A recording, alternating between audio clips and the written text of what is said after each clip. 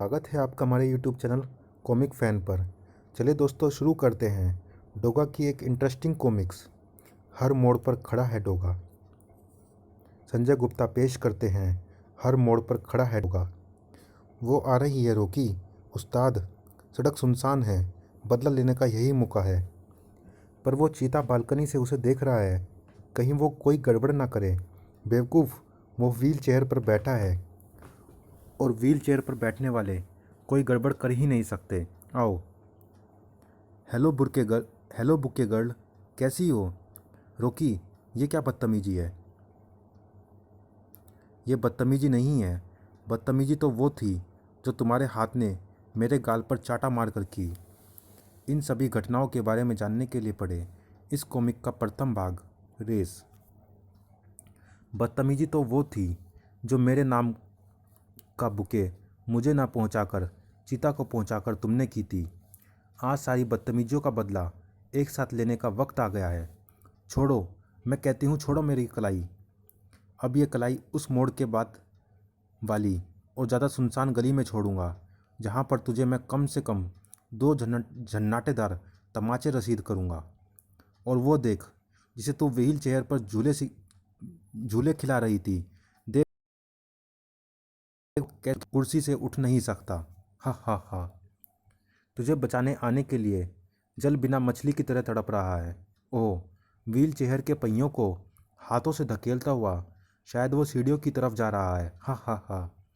सीढ़ियों से लुढ़कने का तमाशा देखोगी तो वो देख। हा हा हा। नहीं हूँ। खड़ाक। कैदी मुंह कैदी मुंह को चीख के लिए रास्ता मिला तो जुबान से चीख के रूप में वही एक शब्द निकला, चीता। उस चीख ने चीता के तन बदन में जैसे आग सी लगा दी थी। उठकर खड़ा ना हो सका तो घिसट कर आगे बढ़ा। मगर ज़रूरी नहीं कि जिनके पास भागने के लिए पाँव है वो मनमानी कर ही पाए। लड़की को छोड़ दो। इस मोड़ से तुम आगे नहीं जा सकते, क्योंकि अपराध के हर मोड़ पर खड़ा है डोगा। तड़ाक। ये फिर आ गया। डोगा। हाँ, डोगा। ये हर जगह कैसे आ जाता है? जुर्म के रास्तों पर चलता हुआ, क्योंकि मुजरिम मुझे इन्हीं रास्तों पर मिलते हैं। उन्हें कहीं और ढूंढने जाने की मुझे ज़रूरत नहीं पड़ती। भटाक। आओ। तुम कितनी बार मुझसे टकराओगे, उतनी दफ़ा हॉस्पिटल जाओगे। ओह रोकी, तुम अमीर माँ बाप के बिगड़े हुए शहजादे हो, लेकिन मुझे लेकिन मेरी तुम्हें वार्निंग है कि आज के बाद अगर तुमने फिर कभी कोई ऐसी हरकत की तो हर मोड़ पर तुम मुझे अपने सामने खड़ा। सुना तुमने? ओह, ये तो बेहोश हो गया। रजनी कहाँ गई? इसकी नज़र हम पर से हटे तो भागे। हो, वो रही अपनी उस मंजिल के पास जो उससे अब ज़्यादा दूर नहीं है। उठो चीता, तुम ठीक तो हो ना? हाँ। डोगा फरिश्ता बनकर ना आ गया होता तो शायद डोगा की प्रशंसा तुम्हें अच्छी नहीं लगी। मैं जानता हूँ कि उसके खिलाफ अपने अखबार फॉलो अप में तुम रोज़ाना एक कॉलम लिखती रही हो। रजनी, क्या तुम्हारा मन नहीं चाहता कि डोगा की खूबियों पर भी लिखूं? माना कि वो कानून तोड़कर कानून की हिफाजत करता है, लेकिन लड़ता तो मजलूमों, बेसहारा व निरपराध लोगों के लिए है। रजनी खामोश थी। पर अब तुम क्या लिखोगी?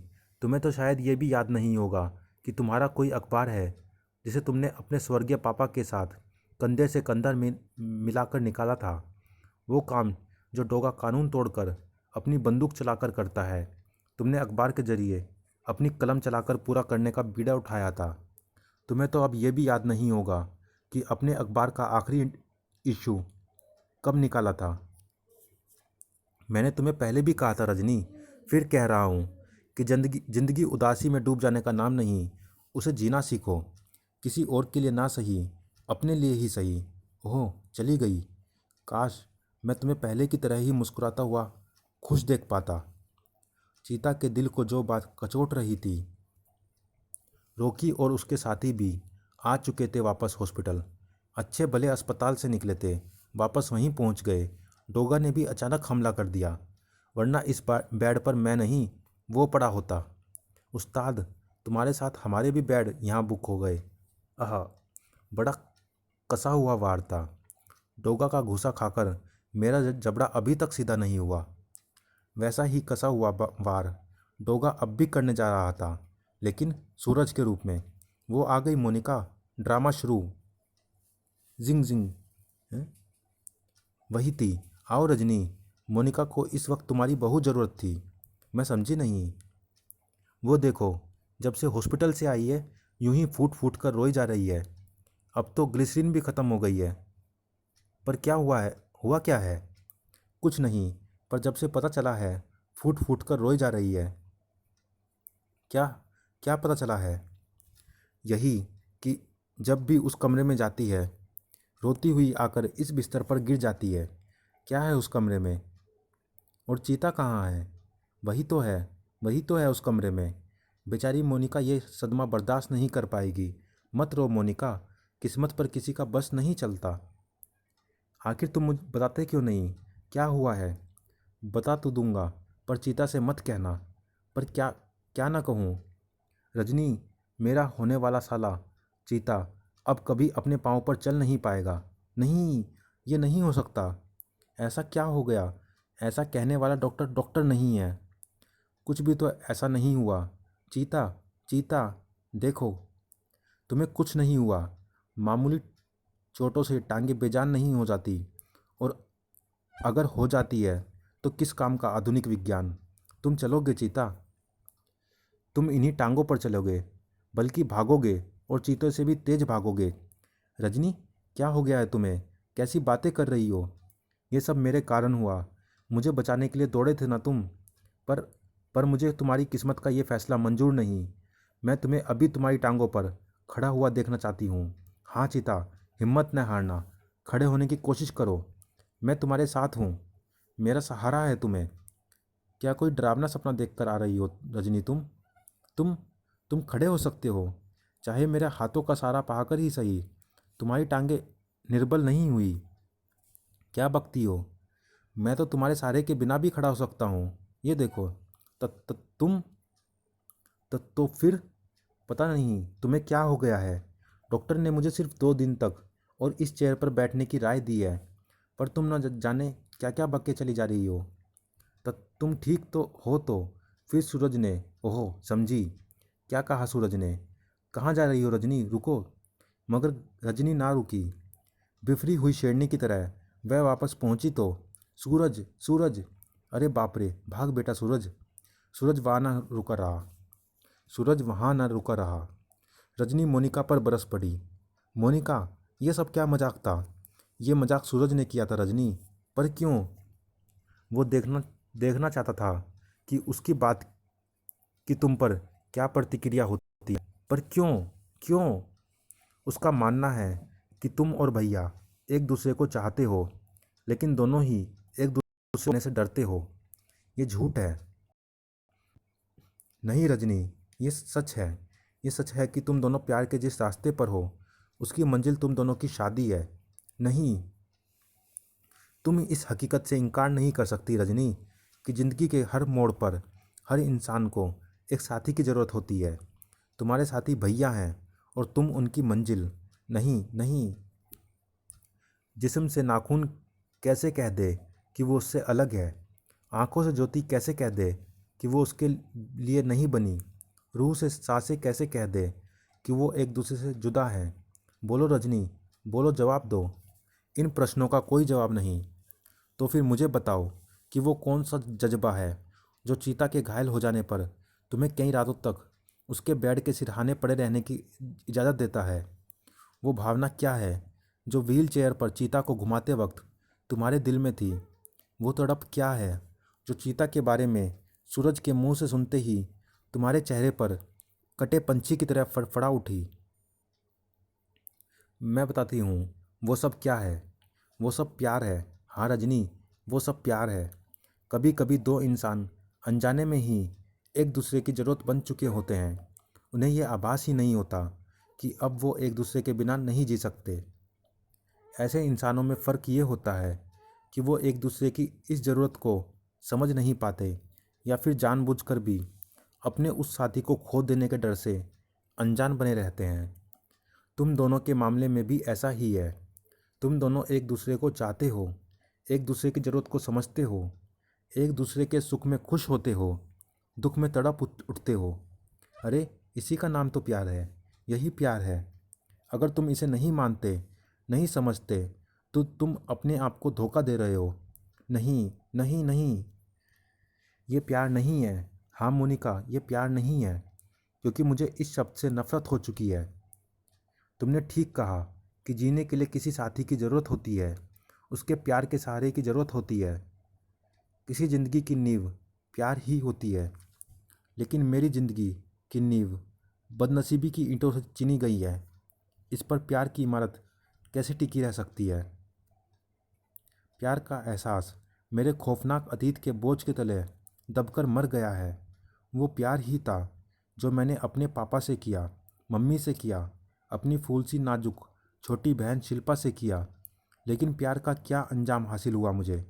आज इनमें से कौन जिंदा है मेरे साथ अपना प्यार बांटने को? कोई नहीं। मरते वक्त माँ ने मेरा हाथ सुविख्यात के हाथ में दे दिया। वो तो प्यार ही था जो मैंने सुविख्यात से किया। क्या मिला? मेरे उस प्यार की डोर को भी सुविख्यात की नफरत और उसके प्रतिशोध की डोर ने काट दिया। किस्मत की तेज धार लकीरों ने मुझे कटी पतंग बनाकर कभी इधर फेंका, कभी उधर। कैसे कह दूं कि अब ये पतंग किसी तूफान में नहीं फंसेगी? मेरी ज़िंदगी में प्यार जहर का नाम है। अगर इसे पीऊँगी तो फिर कोई तूफान आएगा, फिर भटकूंगी मैं। और मैं नहीं चाहती कि तूफानों के थपेड़े खाती इस कटी पतंग के पीछे कोई दूसरा भी हमेशा भागता रहे। सॉरी मोनिका, मैं मजबूर हूँ। सचमुच भावनाओं के भंवर में फंसी रजनी जैसी लड़की के लिए प्यार एक जहर का नाम हो सकता था। शायद यही सोच रही थी मोनिका। लेकिन कटी पतंग को लपकने के लिए हर कोई हर समय तैयार रहता है। थम थम, उफ। रोकी उस्ताद, सब कुछ मालूम करके आ रहा हूँ। तुम्हारी बुके गर्ल एक प्रेस चलाती है, लेकिन आजकल वो बंद पड़ी है। अखबार की छपाई का काम ठप पड़ा है। तुम्हारे फ़ायदे की बात यह है कि इस वक्त वो प्रेस में ही है। हुम्फ। तो ये तो तू अच्छी खबर लाया है। तो फिर चलो अभी अपना काम शुरू करते हैं। अगर डोगा आया तो इस बार मैं भी अगर डोगा आया तो इस बार मैं उसके भी दांत तोड़ दूंगा। बॉक्सिंग में भी चैंपियन हूँ मैं। मार खाने में भी चैंपियन बनने वाला था रॉकी। तुम तुम फिर आ गए। कली जहाँ खिलेगी भंवरा वहीं तो मंडराएगा मेरी बुलबुल। हाँ, तू ये प्रेस चलाती है ना, अखबार छपती है ना तू। हुम्फ। तो आज मैं तेरी इस सुंदर कलाई पर यह छापूंगा कि तू रोकी की भूखे गर्ल है। आहा, हा हा हा हा हा हा। लो रोकी उस्ताद, तुमने जो शब्द कहे मैंने उसका फर्मा तैयार कर दिया है। कुछ भी छपने के लिए शब्दों का एक ऐसा फर्मा तैयार करना पड़ता है। बस अब इस पर स्याही लगाकर इसकी कलाई पर छाप दो। स्याही तो मैंने लगा दी, इसे कसकर पकड़े रहना। नहीं नहीं, ऐसा मत करो। उफ। इन्हें ऐसा करने दो रजनी, क्योंकि ऐसा करना इनकी किस्मत है। और आज अपनी फितरत भी मैं इन्हें बता दूंगा।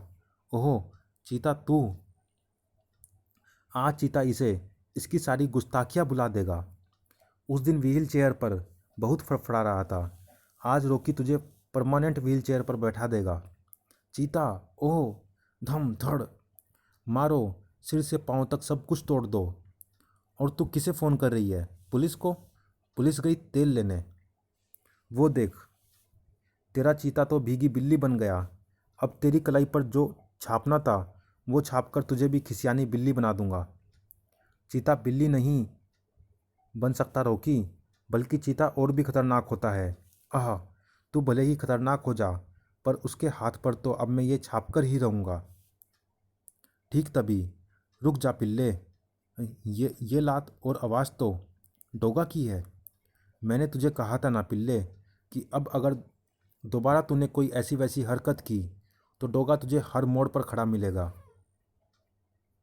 पर तू माना नहीं, चमचों के साथ दोबारा बुरी हरकतों पर उतर आया। आज के बाद ये अपनी सारी बुरी हरकतें छोड़ देगा। आज के बाद इसके बाकी दिन सरकारी इमारत में गुजरेंगे, जिसे जेल कहते हैं। हुम्फ। आह। टोगा ने रोकी को उठाया। उठ रोकी, ये देख, ये वही फर्मा है जिसके शब्द तू रजनी की कलाई पर छापना चाहता था, पर अब इसके शब्द मैंने बदल दिए हैं। जानता है मैंने इस पर क्या लिखा है? मैंने लिखा है कि मैं कमीना हूँ, मैं वो कुत्ता हूँ जिसकी पूँछ को 12 महीने भी नलकी में डालो तो वो टेढ़ी ही रहेगी। और इन शब्दों को मैं तेरे सारे शरीर में छापूंगा। नहीं, मुझे छोड़ दो डोगा। अगर ये मेरे शरीर पर छप गया तो मुझ पर कुत्ते भी थूकेंगे। डोगा और चीता ने मिलकर रोकी और उसके साथियों को उन्हीं के कपड़ों से बांध दिया। जब तक पुलिस नहीं आ जाती ऐसे ही पड़े रहो। रोकी उस्ताद, पुलिस वाले तो मार मार कर सुझा देंगे। आज के बाद कभी रेस में भाग नहीं लूँगा। जाते जाते भी डोगा शरारत से ना चूका। चीता भैया, तुम्हारी रेस का कप उधर घबराया खड़ा है, उसे अपनी ज़िंदगी की प्लेट में सजा लो। अपन तो चलते हैं। डोगा चला गया। उसी समय पकड़ लो इन्हें। तब अच्छा रजनी, चलता हूँ। मोनिका के साथ तुम्हारी सारी बातें मैंने सुन ली थी। यही कहने आया था कि उसकी बातों का बुरा ना मानना। मुझे बहुत चाहती है ना मेरी बहन, इसलिए तुमसे पता नहीं क्या क्या कह गई। मुझे तसल्ली है कि तुम इस बात को समझ गए कि जो वो चाहती है वो मैं तुम्हें नहीं दे सकती, शायद कभी नहीं। समाप्त। चलिए दोस्तों, इस कॉमिक्स में इतना ही। ये कॉमिक्स आपको कैसी लगी आप हमें कमेंट बॉक्स में ज़रूर बताइएगा। मिलते हैं फिर किसी अगली धमाकेदार कॉमिक्स में। तब तक के लिए धन्यवाद।